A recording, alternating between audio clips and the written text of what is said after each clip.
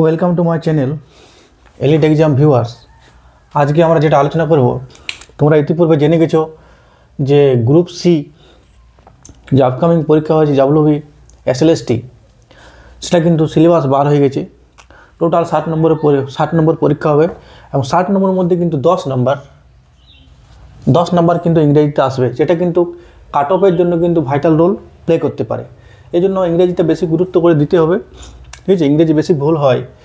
আর ওই 10 নম্বরের মধ্যে কী কী দিবে সেটা হচ্ছে সিনোনিমস, অ্যান্টোনিমস, ভোকাবুলারি, প্রিপোজিশন, এছাড়াও রয়েছে সেন্টেন্স স্ট্রাকচার, এগুলো কিন্তু দেবে, ঠিক আছে? বেশি কিছু নয়, এগুলোর মধ্যে আমরা আলোচনা করব, ঠিক আছে?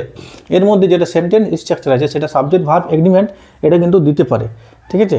তাহলে আমরা এটা আলোচনা করা যাক যে কীভাবে আমরা এটা করব। যেমন Rahul as well as his sister were present in the party. তাহলে রাহুল অ্যাজ ওয়েল এজ মানে সাথে, তার বোন were present in the party মানে তারা পার্টিতে উপস্থিত ছিল। তাহলে এখানে অ্যাজ ওয়েল এজ যদি থাকে, মাথায় রেখে অ্যাজ ওয়েল এজ বা not only but also either, তাহলে আমরা কিছু করব না, আমরা এই রাহুল থেকে পুরোটাই মানে এইখান থেকে যেটা আমরা আছে এখানে আমরা অ্যাজ ওয়েল এজ থেকে কেটে দাও, এখান থেকে কেটে দাও। তাহলে কী বাঁচতে চাইছে? রাহুল। তো রাহুল কী হবে?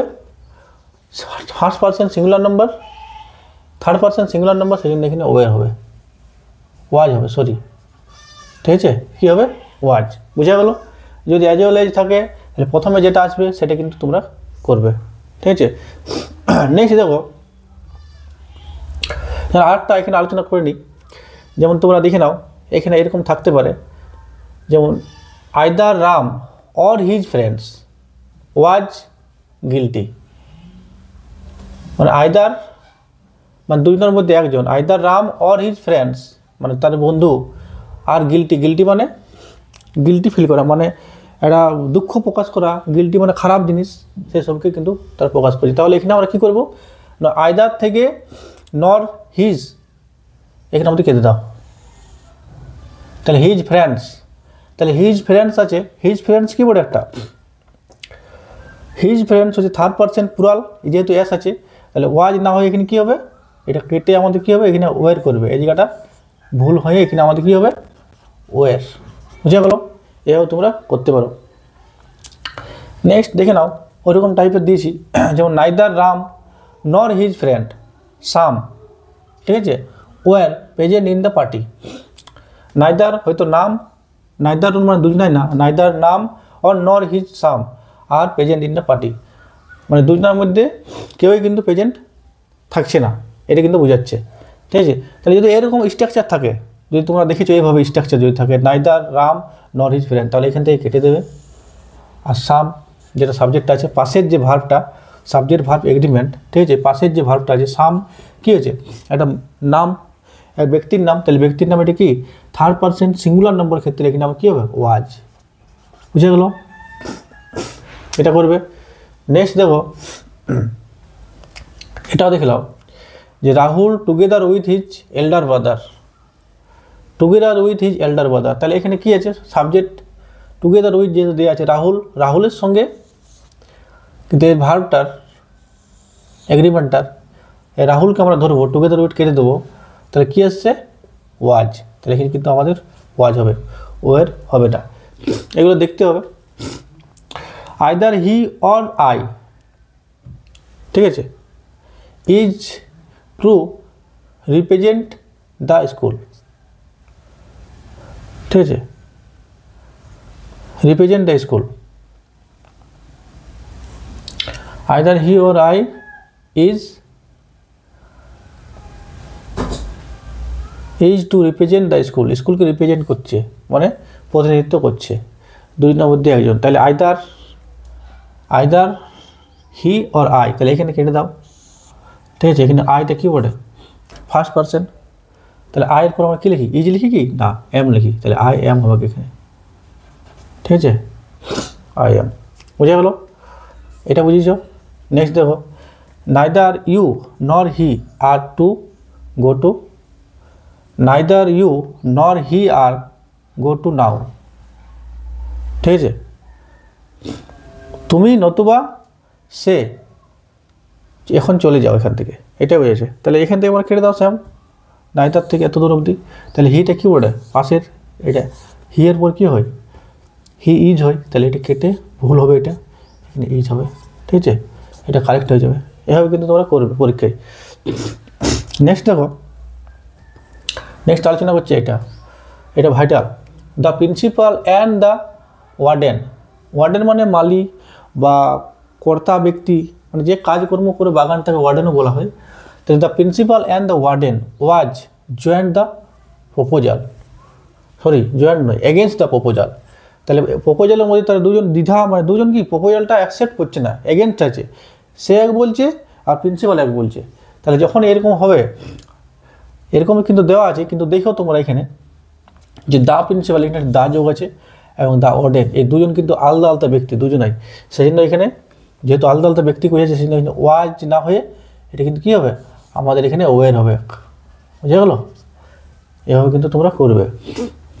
নেক্সট দ্য মব, এটা মব হবে মুভ টুয়ার্ডস দ্য কালেকশন, ঠিক আছে। মব মানে একটা ভিড়কে বোঝায়, মব টুয়ার্ডস, মুভ মানে গতিমান, যাচ্ছে, এগোচ্ছে, টুয়ার্ডস দ্য কালেকশন, কালেকশন মানে একটা কোনো জায়গা,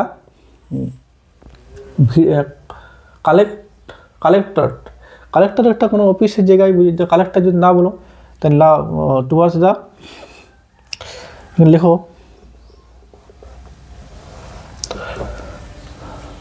টুয়ার্ডস দ্য পুলিশ স্টেশন,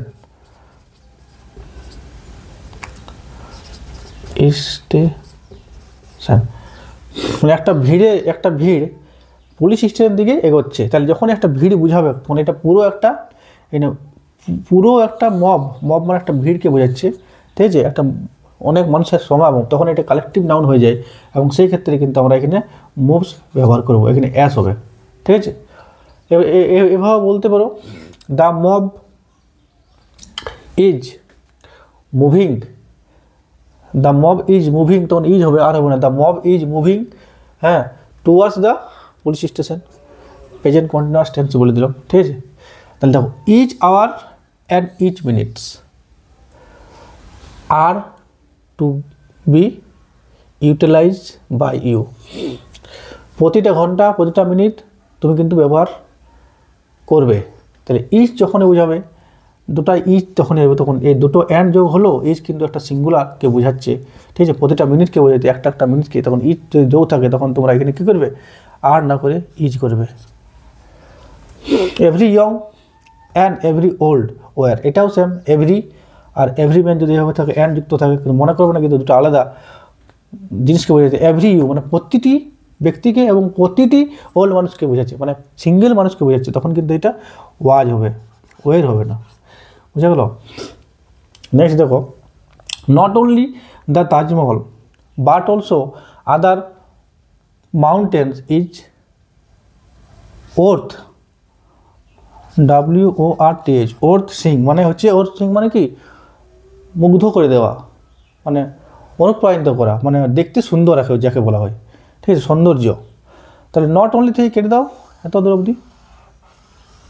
তাহলে এখানে পাশেরটা কী আছে, মাউন্টেন্স, এখানে এস যোগ আছে, তাহলে মাউন্টেন্স যখন থাকবে এমনি নট অনলি, যেমন আমি আগের দিন দেখালাম এটা আগের ভিডিওতে, এখান থেকে কেটে মাউন্টেন্স এখানে যোগ আছে, সেই জন্য এটা আর হবে, ঠিক আছে। বাকি যা আছে আমি সেন্টেন্সগুলো দেখালাম যেভাবে আছে। আর একটা ইম্পর্টেন্ট আছে, দেখে নাও, দেখো খুব ভেরি ইম্পর্টেন্ট এটা। The jury was divided in their opinion in that case, jury মানে যখন জাজমেন্ট হয় তখন জুরি বসে, মানে জজ বিভিন্ন বসে, অনেকজন জুরি মেম্বার বলা হয়, ঠিক আছে। তখন কিন্তু যখন দ্য জুরি মানে সমগ্র কিন্তু এটা বোঝাচ্ছে, মানে যে জাজমেন্টটা বোঝাচ্ছে, যখন মানে জাজ একসঙ্গে যখন জাজ দিবে, আর যখন আবার একসঙ্গে জাজ দিবে, যখন এখানে জুরি ওয়াজ ডিভাইডেড, জুরি যদি ভাগ হয়ে গেল তখন কিন্তু এখানে ডিভাইডেড যদি ওয়ার্ডটা থাকে, বা জুরি যদি তাদের অপিনিয়নগুলো ভিন্ন মত প্রকাশ করে, তখন কিন্তু এটা কী হবে, এটা ওয়াজ না হয়ে ওয়ের হবে, এটা একটা মনে রাখবে। আর জুরি ডিসিশন নেই, দ্য জুরি ওয়াজ ডিসিশন, মানে যদি ডিসিশন করে তাহলে ডিসিশন যখন নেই তোর একমত অনুসারে ডিসিশনটা নেই তখন কিন্তু এখানে ওয়াজ যোগ হবে, ওয়েট যোগ হবে না, এটা কিন্তু মাথায় রাখবে। ঠিক আছে, তাহলে এইগুলো দেখে নাও, এগুলো কিন্তু পরীক্ষায় আসবে, সব পরীক্ষায় কিন্তু এসে থাকে। Subject verb agreement. Thank you for watching. যদি ভালো লাগে থাকে কমেন্ট এবং শেয়ার করবে।